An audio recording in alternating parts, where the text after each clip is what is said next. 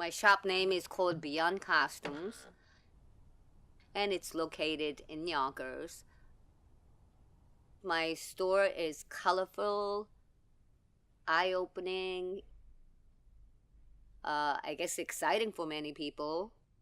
When people walk in, their first reaction is kind of being awed by whatever is here, because most people have not imagined that there will be a store like this where there are costumes, like aisles upon aisles upon aisles.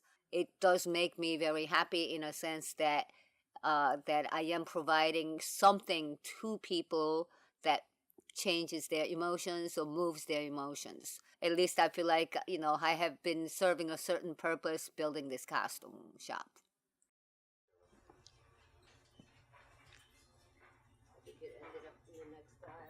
My name is Yan Yu Zweiban, and I own and manage the Beyond Costumes.